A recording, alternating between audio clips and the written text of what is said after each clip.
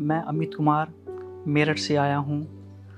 Yashoda hospital Ghaziabad में मेरे बाएं पैर का टोटल हिप रिप्लेसमेंट होना था, जिसमें मुझे एवियन नामक बीमारी थी। मेरी इस बीमारी का इलाज डॉक्टर अजय कुमार सर ने किया है, जिसका उन्होंने सफल इलाज किया है। जब मैं यहाँ पे आया मुझे किसी भी तरह की कोई परेशानी का सामना नहीं करना पड़ा। मेरा ऑपरेशन सक्सेसफुल हुआ और यहाँ पे जितने भी मेंबर हैं सभी अपना कार्य भली भांति अच्छी प्रकार से करते हैं। नर्सिंग स्टाफ है, समय समय पे आते हैं। हमें किसी भी तरह का कोई परेशानी का सामना नहीं करना पड़ा। साफ़ सफाई का विशेष ध्यान रखा जाता है। डाइटिशियन आते हैं, हमारे खाने पीने का ध्यान रखते हैं। नमस्कार, मैं doctor Ajay Pawar, orthopaedic surgeon, Yashoda hospital, Nehru Nagar, Ghaziabad. मैं आज आपको एक ऐसी समस्या के बारे में बताऊंगा जो कोविड के बाद शुरू हुई। जैसे आप जानते हैं कि बहुत सारे लोगों को कोविड हुआ था और उस वक्त उनकी जान बचाने के लिए उनको स्टेरॉयड दिए गए, किसी को शॉर्ट टर्म स्टेरॉयड, किसी को लॉन्ग टर्म स्टेरॉयड दिए गए।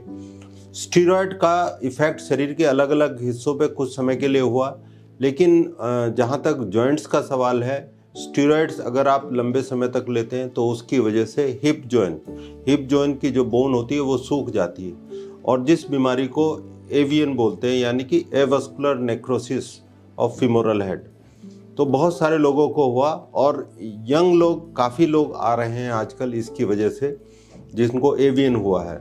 ऐसा ही एक पेशेंट जिसका नाम अमित है, जिसकी एज 35 ईयर्स है, उसको भी एवियन हुआ, एवास्कुलर नेक्रोसिस हुआ फीमोरल हेड का। उसको दोनों तरफ है, राइट में भी लेफ्ट में भी, एक तरफ कम है एक तरफ ज़्यादा है।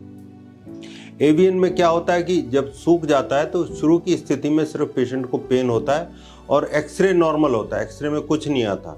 तो वो एक शक करना चाहिए, अगर कहीं ऐसी दिक्कत है तो ऐसे पेशेंट में एक्सरे नॉर्मल हो तो एमआरआई कराना चाहिए, क्योंकि जब तक वो प्रॉब्लम एक्सरे में आती है तब तक बहुत लेट हो चुकी होती है। एमआरआई उसको जल्दी पकड़ती है चीज़ों को।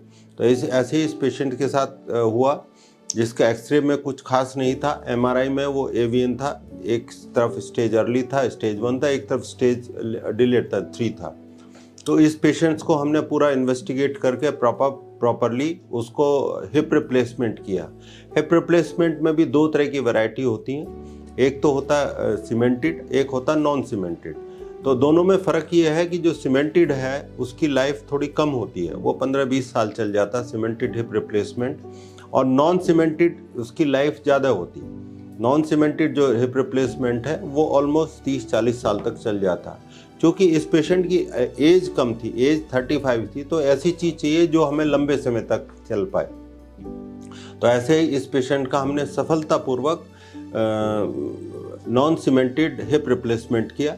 पेशेंट काफ़ी खुश है, आज जा रहा है। 3 हफ्ते तक इसको एक्सरसाइज बेड पे ही रहना, 3 हफ्ते बाद हम इसको बेड से चलाना शुरू करते हैं।